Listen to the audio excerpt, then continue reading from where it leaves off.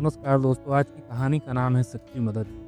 जिसकी मदद कोई नहीं करता, उसकी मदद ऊपर वाला करता है और कभी-कभी इंसान ही उस ऊपर वाले का ज़रिया बन जाता है। कहानी है दिल्ली की सर्दियों की।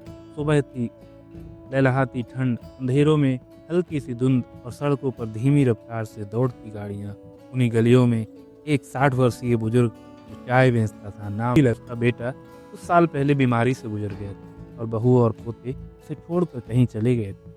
अब उसकी दुनिया थी उसकी चाय की रेहड़ी और सड़क पर जाने वाले मुसाफिर। चाय बेचकर दिन भर में मुश्किल से 300 से 400 रुपए कमाता था, लेकिन ज़रूरतमंदों को कभी खाली नहीं भेजता। चाहे कितनी भी ठंडी हो, अगर कोई भूखा आ जाए तो रामदीन उसे चाय और बिस्कुट जरूर देता। एक दिन एक युवक आया जो सड़कों पर भीख मांग रहा था। रामदीन के पास आया, उसने कहा, चाचा भूखा हूँ, कुछ खा सकता हूँ?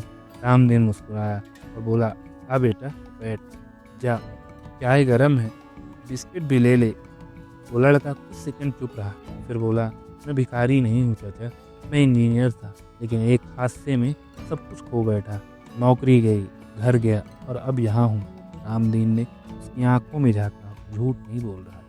रामदीन ने कहा, बेटा जब तू अपने पैरों पर खड़ा हो जाए तो किसी और भूखे की इस तरह मदद कर देना, उसे खाना खिला देना। ये मेरा कर्ज नहीं, तेरा इम्तिहान है।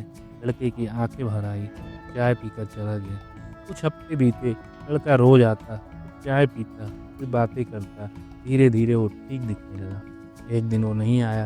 अगली सुबह रामदीन को एक लिफाफा मिला। उस पर लिखा था, आपने मेरी ज़िंदगी बदल दी।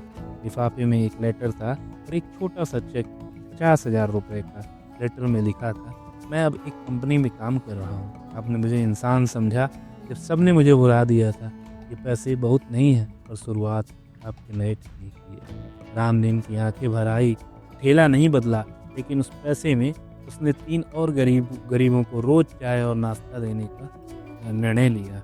उसकी रेहड़ी अब सिर्फ चाय की नहीं, उम्मीदों की दुकान बन गई थी। लोग कहते हैं भगवान हर जगह नहीं होता, लेकिन कुछ लोग रामदीन को देखकर मानते थे कि शायद भगवान कभी कभी चाय बेचता है। हर इंसान मदद कर सकता है। जरूरी नहीं कि आपके पास बहुत कुछ हो, ज़रूरी ये है कि आपके दिल में करुणा हो, लोगों के लिए दया हो। अगर आपको ये कहानी पसंद आई हो तो लाइक करें, शेयर करें और चैनल को जरूर सब्सक्राइब करें ताकि ऐसी और प्रेरणादायक कहानियां आप तक पहुंचती रहें।